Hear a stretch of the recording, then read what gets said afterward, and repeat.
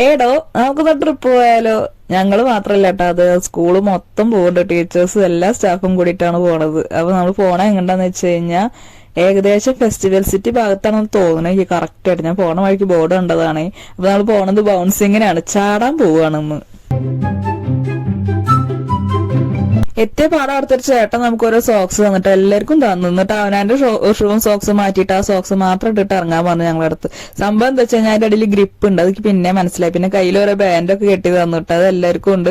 ആ ബാൻഡ് കെട്ടി തന്നെ എന്താ വെച്ച് കഴിഞ്ഞാൽ നമ്പർ ഉണ്ട്. ആ നമ്പർ അനുസരിച്ച് ഇവര് നമ്മൾ ഓരോ ഗ്രൂപ്പുകളാക്കി. എന്നിട്ട് ഓരോ ഗ്രൂപ്പിന് ഓരോ ഗൈഡിന് തന്നു. ഗൈഡല്ല, അതിന്റെ ട്രെയിനിങ് കൊടുക്കുന്ന ആൾക്കാരാണ്. അപ്പൊ അവര് വന്നിട്ടാണ് നമുക്ക് എന്താണ് ചെയ്യേണ്ടതെന്നൊക്കെ പറഞ്ഞുതരാം. അപ്പൊ ഞങ്ങൾക്ക് കിട്ടിയ ഗൈഡ് ഞാൻ കാണിച്ചു തരാം.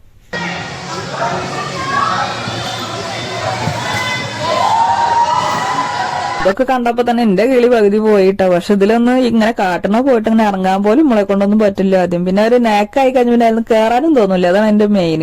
ഞാൻ കുറെ ഇരുന്ന് ചാടിയൊക്കെ എന്നെ കൊണ്ടൊന്നും പറ്റണില്ല അങ്ങനെ ചാടാൻ. അങ്ങനെ ഒരു ട്രെയിനർ വന്നിട്ട് ഇന്നൊന്ന് ഹെൽപ്പ് ചെയ്ത് നോക്കിട്ടാ. പിന്നെ അയാൾക്ക് മനസ്സിലായി അയാളെ കൊണ്ട് സാധിക്കില്ല എന്നുള്ളത്. അവസാനം ഞാൻ കീഴടങ്ങി. ചേട്ടാ അപമാനിച്ചേ ഞാൻ പോയിക്കോട്ടെ. അപമാനത്തിന് തന്നെ അപമാനമാണ് നീ. മര്യാദ കൊണ്ടോണ്ടിരുന്ന എന്നെ വിളിച്ച് ചോറില്ലെന്നാ വിടില്ല.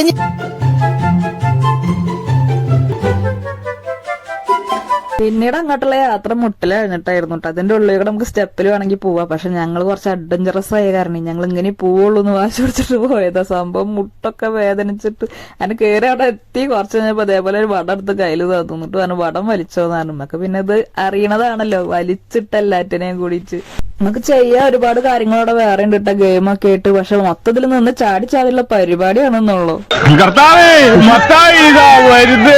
എന്നാ ചേട്ടനും ചാട് ചാട്.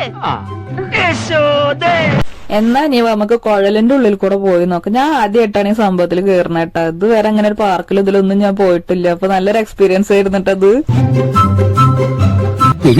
കണ്ണും കണ്ടൂടാ ശിവനെ, ഇത് യാതില്ല.